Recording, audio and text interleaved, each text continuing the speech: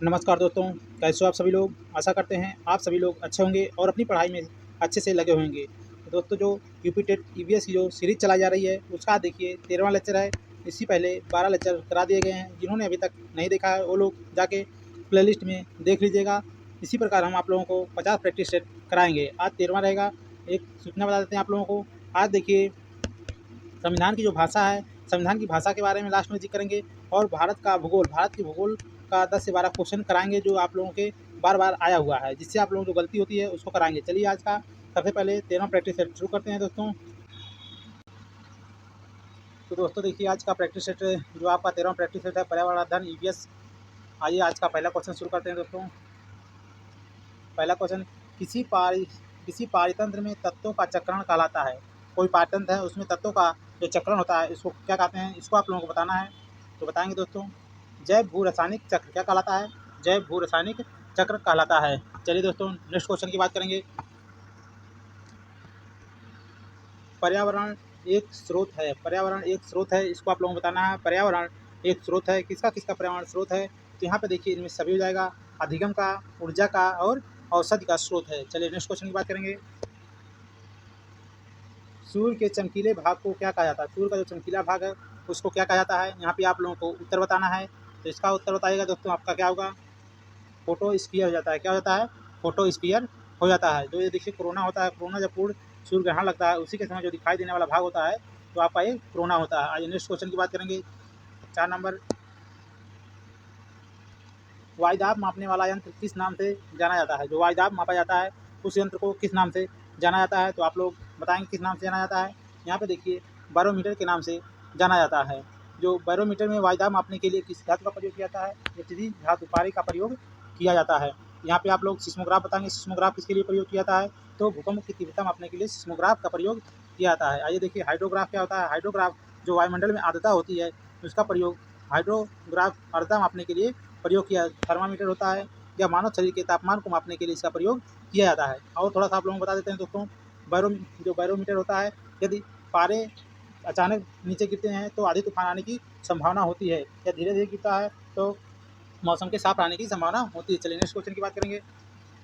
निम्न में से कौन सा बायोडीजल की फसल है? बायोडीजल की फसल है, कई बार ये क्वेश्चन पूछा गया है, कई बार ये क्वेश्चन आया हुआ है। तो बताएंगे आप लोग क्या होगा? जय ट्रोफा होता है, जय ट्रोफा इसका उत्तर हो जाता है। या देखिए भारत, अफ्रीका, उत्तरी अमेरिका और कैरेबियान जैसे ट्रॉपिकल क्षेत्रों में यह पाया जाता है। चलिए नेक्स्ट क्वेश्चन की बात करेंगे। कहाँ पर भागीरथी और अलकनंदा नदी गंगा से मिलती हैं? कहाँ पर भागीरथी और अलकनंदा नदी के मिलने से गंगा नदी का निर्माण होता है? तो अलकनंदा और भागीरथी कहाँ पे मिलती हैं जिससे आपका गंगा नदी का प्रयाग हो जाता है, गंगा नदी बन जाती है, देव प्रयाग होता है। इसको हम एक ट्रिक बताएंगे आप लोग। अलकनंदा भागी देवों के पास क्या होता है? अलकनंदा भागी देवों के पास आप लोग याद कर सकते हैं। सभी के साथ अलकनंदा होती है। कर्ण प्रयाग में याद करेंगे जो पिंडार होता है, पिंडार पिंडार ऐसे कर्ण में देखिए यहाँ ये आ रहा है, यहाँ पे आ रहा है, इसी से पिंडार याद कर सकते हैं। रुद्र प्रयाग, रुद्र कोई रुद्र रूप धारण करता है, धीरे धीरे मंद हो जाता है। तो रुद्र प्रयाग में मंदाकिनी और अलकनंदा के मिलने से रुद्र प्रयाग का निर्माण होता है। चलिए नेक्स्ट क्वेश्चन की बात करेंगे। भारत में पेलिकन पक्षी कहाँ प्रजनन करते हैं? भारत में पेलिकन पक्षी कहाँ प्रजनन करते हैं? तो इसका उत्तर आप लोगों को बताना है। इसका उत्तर क्या हो जाएगा दोस्तों? तो यहाँ पे उपयुक्त सभी हो जाएगा, उपयुक्त सभी हो जाएगा इसका उत्तर। चलिए नेक्स्ट क्वेश्चन की बात करेंगे। 8 नंबर, निम्नांकित में कौन सा भारत के 3 जैव विविधता हॉटस्पॉट में से एक है? तो भारत में जो जैव विविधता हॉटस्पॉट है उनमें से कौन सा एक है, इसमें आप लोग बताएंगे। इसका क्या हो जाएगा दोस्तों, आप लोगों को बताना है। तो यहाँ आपका हिमालय हो जाएगा। क्या हो जाएगा? हिमालय हो जाएगा। चलिए नेक्स्ट क्वेश्चन 9वां नंबर आप लोग बताएंगे। 9 नंबर, विश्व में जल संकट का प्रमुख कारण क्या है? विश्व में जल संकट का प्रमुख कारण क्या है? आप लोगों को बताना है। विश्व में जल संकट का प्रमुख कारण क्या है? यहाँ पे आपका नगरीकरण हो जाएगा। क्या हो जाएगा? नगरीकरण हो जाएगा। चलिए नेक्स्ट क्वेश्चन, निम्न में से किस स्तर के नीचे जाने पर ओजोन परत में छिद्र की संख्या दी जाती है? निम्न में से किस स्तर से नीचे जाने पर ओजोन परत में छिद्र की संख्या दी जाती है? तो इसको आप लोगों को बताना। 10 नंबर, इसका उत्तर हो जाएगा दोस्तों 200 ड्यू। क्या हो जाएगा? 200 ड्यू डप्सन यूनिट। जो ड्यू है आपका ये डप्सन यूनिट क्या है? डप्सन यूनिट है। चलिए नेक्स्ट क्वेश्चन की बात करेंगे। 200 डप्सन यूनिट में नीचे जाएंगे तो हो जाता है। चलिए, भारत में प्रथम बायोगैस संयंत्र कहाँ स्थापित किया गया? भारत में प्रथम बायोगैस संयंत्र कहाँ स्थापित किया गया? तो इसको बताएंगे आप लोग। इसका उत्तर हो जाएगा पिलानी, पिलानी कहाँ? राजस्थान, पिलानी राजस्थान, कहाँ पे? पिलानी राजस्थान, इसका उत्तर हो जाएगा पिलानी राजस्थान हो जाएगा। कब स्थापित किया गया था? 1962 में यहाँ स्थापित हुआ था। आइए नेक्स्ट क्वेश्चन की बात करेंगे। कान्हा राष्ट्रीय उद्यान दलदली हिरण की दुर्लभ और लगभग विलुप्त प्रजातियों को बचाने वाला है, जिससे इस रूप में जाना जाता है। किस रूप में जाना जाता है? तो आप लोगों को बताना है। क्या हो जाएगा? तो बारहसिंघा, क्या हो जाएगा इसका उत्तर? बारहसिंघा हो जाएगा। दलदली हिरण की दुर्लभ प्रजातियां के रूप में जाना जाता है। आइए नेक्स्ट क्वेश्चन की बात करेंगे। 13 नंबर, निम्नलिखित में से कौन सी अंतर्राष्ट्रीय संस्था पूरे विश्व में पर्यावरण की सुरक्षा की देखभाल करती है? तो आप लोगों को बताना है कौन सी ऐसी एजेंसी है जो पूरे विश्व में पर्यावरण सुरक्षा की देखभाल करती है। तो आपका हो जाएगा WWF हो जाएगा, वर्ल्ड वाइड फील्ड फंड हो जाता है। इनकी स्थापना की बात की जाए तो इसकी स्थापना दोस्तों 1961 में हुई थी। 1961 में हुई थी। WHO की बात की जाए तो विश्व वैश्विक संगठन है, विश्व वैश्विक संगठन है। इसकी मुख्यालय की बात की जाती है तो यह जिनेवा में होती है। कहाँ पे? जिनेवा में इसका मुख्यालय होता है WHO का। चल नेक्स्ट क्वेश्चन, प्रोटीन का सर्वोत्कृष्ट स्रोत क्या है? सबसे अधिक प्रोटीन किसमें पाया जाता है? तो यहाँ पे बताना है। तो सोयाबीन में। किसमें पाया जाता है दोस्तों? सोयाबीन में सबसे अधिक प्रोटीन पाया जाता है। चलिए नेक्स्ट क्वेश्चन 15 नंबर, अपशिष्ट उत्पादों को खाने वाले जीव को कहा जाता है। जो अपशिष्ट उत्पादों को खाते हैं उन जीवों को क्या कहा जाता है? तो आप लोग बताएंगे क्या कहा जाता है? मृतक भक्षी कहा जाता है। क्या कहा जाता है? मृतक भक्षी। ये जीव विषम पोषी प्रकृति के होते हैं। जो मृतक भक्षी होते हैं ये विषम पोषी प्रकृति के होते हैं। आइए नेक्स्ट क्वेश्चन की बात करेंगे। जीवन की मूलभूत इकाई क्या है? जीवन की मूलभूत इकाई क्या है? तो आप लोग बताएंगे जीवन की मूलभूत इकाई क्या है?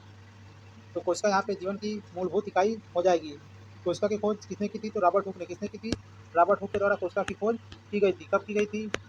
1665 में। कब की गई थी? 1665 में कोशिका की खोज की गई थी रॉबर्ट हुक के द्वारा। चलिए नेक्स्ट क्वेश्चन, इंसुलिन का रासायनिक प्रकृति क्या है? जो इंसुलिन होता है उसकी रासायनिक प्रकृति क्या है? तो आप लोगों को बताना है इंसुलिन की रासायनिक प्रकृति क्या है।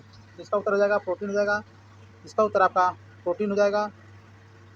इंसुलिन की कमी से आप लोग बताएंगे कौन सा रोग होता है? तो आप लोग कमेंट के माध्यम से बताएंगे इंसुलिन कमी से कौन सा रोग होता है। चलिए नेक्स्ट क्वेश्चन की बात करेंगे। अवतल दर्पण के अत्यंत निकट जब बीम को रखा जाता है तो प्रतिबिंब कैसा बनता है? कोई अवतल दर्पण है उसके निकट यदि वस्तु को रखा जाता है तो बिंब कैसा बनता है? तो आप लोगों को बताना है यहाँ पे। तो आभासी, सीधा और अवर्धित बनता है। आभासी, सीधा और अवर्धित बनता है। यहाँ पे अवतल दर्पण की बात हो रही है, अवतल दर्पण। चलिए नेक्स्ट क्वेश्चन की बात करेंगे। भारतीय संविधान में विधि का शासन विचार कहाँ से लिया गया है? कल दोस्तों जो पॉलिटी का आप लोगों को स्रोत बताए थे उसी में से देखिए आया है। भारतीय संविधान में विधि का शासन कहाँ से लिया गया है? तो आप लोगों को बताना है विधि का शासन कहाँ से लिया गया है? तो इसको दोस्तों आपका इंग्लैंड से लिया गया है। कहाँ से? इंग्लैंड से लिया गया है। चलिए नेक्स्ट क्वेश्चन की बात करेंगे। निम्नलिखित में से कौन सा हार्मोन रक्त में कैल्शियम के स्तर को नियंत्रित करता है? रक्त में कैल्शियम के स्तर को कौन सा हार्मोन नियंत्रित करता है? तो आप लोगों को बताना है पैराथार्मोन्स होता है। कौन सा? पैराथार्मोन जो होता है रक्त में कैल्शियम की मात्रा को नियंत्रित करता है। चलिए आइए नेक्स्ट क्वेश्चन की बात करेंगे। प्लास्टिक के पुनः उपयोग के दौरान निकलने वाली सबसे जहरीली गैस। जो प्लास्टिक होती है उसको जब पुनः उपयोग किया जाता है तो उससे निकलने वाली जो जहरीली गैस उसका नाम बताना है यहाँ पे। उसका नाम क्या हो जाएगा? डायोक्सिन हो जाएगा। क्या हो जाएगा? डायोक्सिन हो जाता है। क्या हो जाता है? डायोक्सिन हो जाता है। चलिए नेक्स्ट क्वेश्चन 22 नंबर, वन जीव सुरक्षा अधिनियम कब पारित किया गया था? वन जीव सुरक्षा अधिनियम आपको बताना है कब पारित किया गया था। वन जीव सुरक्षा अधिनियम कब पारित किया गया? तो 1972 में वन जीव सुरक्षा अधिनियम को पारित किया गया। यह अधिनियम किस लिए लाया गया था? अवैध शिकार, जो जानवरों का लोग अवैध शिकार और व्यापार करते थे उसी को रोकने के लिए और जुर्माने और दंड के प्रावधान के लिए इसको लाया गया था। 42वां संविधान संशोधन किया गया था। 42वां संविधान संशोधन 1976 के द्वारा इसको लाया गया था। चलिए नेक्स्ट क्वेश्चन की बात करेंगे। नेक्स्ट क्वेश्चन 27 नंबर, 23 नंबर दोस्तों, 23 नंबर आपका क्या है? निम्न में से कौन सा अचल जीव का उदाहरण है? अचल जीव का कौन सा उदाहरण आपको बताना है। निम्नलिखित में से कौन सा अचल जीव का उदाहरण है? तो यहाँ पे यूप्लेक्टेला क्या है? यूप्लेक्टेला जो आपका अचल जीव का उदाहरण है। ये पोरीफेरा संघ में आता है। कौन से संघ में आता है? पोरीफेरा संघ में आता है। कौन संघ में? पोरीफेरा संघ में यहाँ आता है। चलिए नेक्स्ट क्वेश्चन की बात करेंगे। 24 नंबर, किस मौलिक अधिकार को भीमराव अम्बेडकर ने संविधान का हृदय और आत्मा कहा? बहुत ही इंपॉर्टेंट दोस्तों, हर जगह पूछा जाने वाला क्वेश्चन है। किस संविधान मौलिक अधिकार को भीमराव अम्बेडकर ने संविधान की हृदय और आत्मा कहा है? तो आप लोगों को बताना है दोस्तों संवैधानिक उपचारों का अधिकार। संवैधानिक उपचारों का अधिकार किस अनुच्छेद में वर्णन किया गया है? तो आप लोगों को बताना है अनुच्छेद 32 हो जाएगा। किसमें हो जाएगा? अनुच्छेद 32 हो जाएगा। चलिए थोड़ा सा बात कर लेते हैं मूल अधिकार की। तो मूल अधिकार भाग कितने में वर्णन किया गया है? भाग 3 में मूल अधिकार का वर्णन किया गया है। मूल संविधान में कुल कितने मूल अधिकार थे? तो 7 मूल अधिकार थे। वर्तमान समय में पूछ लिया जाए, वर्तमान समय में कुल कितने मूल अधिकार हैं? तो दोस्तों वर्तमान समय में कुल 6 मूल अधिकार हैं। ये कौन सा हटा दिया गया? जो संपत्ति का अधिकार था उसको अब मूल अधिकार से हटाकर संवैधानिक अधिकार 300 का में जोड़ दिया। किसमें? 300 का में, और भाग 12 में जोड़ दिया। किसमें? भाग 12 में जोड़ दिया गया है। चलिए नेक्स्ट क्वेश्चन की बात करेंगे दोस्तों। बिहू भारत के किस राज्य का लोक नृत्य है? यहाँ पे पूछ रहा है बिहू भारत के किस राज्य का लोक नृत्य है? तो आपका असम का हो जाता है। कहाँ पे? असम का। उत्तर प्रदेश का पूछ देगा तो क्या हो जाएगा? कथक हो जाता है। कथक हो जाएगा। क्या हो जाएगा? कथक हो जाएगा। चलिए नेक्स्ट क्वेश्चन। प्राथमिक चट्टान किसे कहा जाता है? प्राथमिक चट्टान यहाँ पूछ रहा है किसे कहा जाता है? तो बताना है आप लोगों को प्राथमिक चट्टान किसे कहा जाता है। अग्नेय चट्टान को प्राथमिक चट्टान के रूप में जाना जाता है। अग्नेय चट्टान जो होती है उसको प्राथमिक चट्टान के रूप में पाया जाता है। अग्नेय चट्टान में जीवाश्म नहीं पाया जाता है। क्या होता है? जीवाश्म नहीं पाया जाता है। अग्नेय चट्टान में जीवाश्म नहीं पाया जाता है। इसको आप लोग याद रखें, कहीं पूछ लेता है किस चट्टान में जीवाश्म नहीं पाया जाता है। जो अग्नेय चट्टान होती है उसमें आपका जीवाश्म नहीं पाया जाता है। आइए नेक्स्ट क्वेश्चन की बात करेंगे। मनुष्य का सामाजिक सांस्कृतिक पर्यावरण है। मनुष्य का सामाजिक सांस्कृतिक पर्यावरण है, इसको बताना है। इसको आप लोग बताएंगे। मनुष्य का सामाजिक सांस्कृतिक पर्यावरण है भवन, सड़कें, ऐतिहासिक स्थल हो जाएगा। यहाँ पे भवन, सड़कें और ऐतिहासिक स्थल हो जाएगा। चलिए नेक्स्ट क्वेश्चन 28 नंबर। खसरा रोग निम्न में से किस अंग को प्रभावित करता है? जो खसरा रोग होता है किस अंग को प्रभावित करता है? आप लोग बताएंगे खसरा रोग जो होता है किस अंग को प्रभावित करता है? तो यहाँ पे हो जाएगा आपका त्वचा। क्या हो जाएगा? त्वचा, श्वसन नली। त्वचा और श्वसन नली को खसरा रोग प्रभावित करता है। चलिए नेक्स्ट क्वेश्चन 29 नंबर। इंडिका के लेखक कौन है? इंडिका के लेखक बताना है आप लोगों को। इंडिका के लेखक कौन है? आप लोग सभी लोग जानते होंगे। इंडिका के लेखक मेगास्थनीज है। कौन है? मेगास्थनीज है। मेगास्थनीज सेल्यूकस निकेटर का राजदूत था। जो मेगास्थनीज था या सेल्यूकस निकेटर का राजदूत था। इंडिका अगर पूछ देता है इंडिका किस के समयकालीन थी? मौर्यकालीन। जो उसके समाज और संस्कृति के बारे में लिखा गया है। जो इंडिका का जो आपका जम्मू कश्मीर था उसमें इसका वर्णन किया गया है। चलिए नेक्स्ट क्वेश्चन की बात करेंगे और लास्ट क्वेश्चन। निम्न में से कौन सी नदी का उद्गम भारत से नहीं होता है? तो आप लोगों को बताना है कौन सी नदी ऐसी है जिसका उद्गम भारत से नहीं होता है।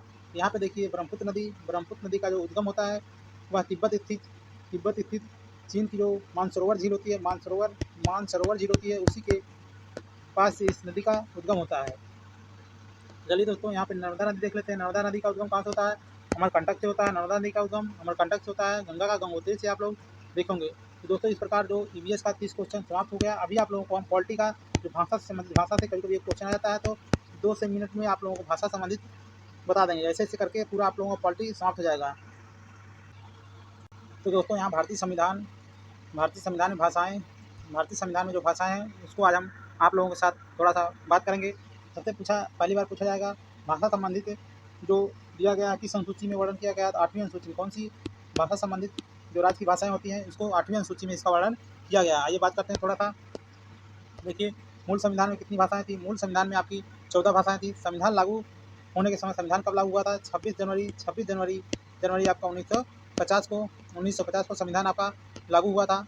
इस समय संविधान में कुल कितनी भाषाएँ थी? तो आप लोग देख सकते हैं संविधान लागू होने के समय मूल संविधान में कुल 14 भाषाएँ थी। तो आप लोगों को याद कर लेना है भारतीय संविधान कब लागू हुआ था?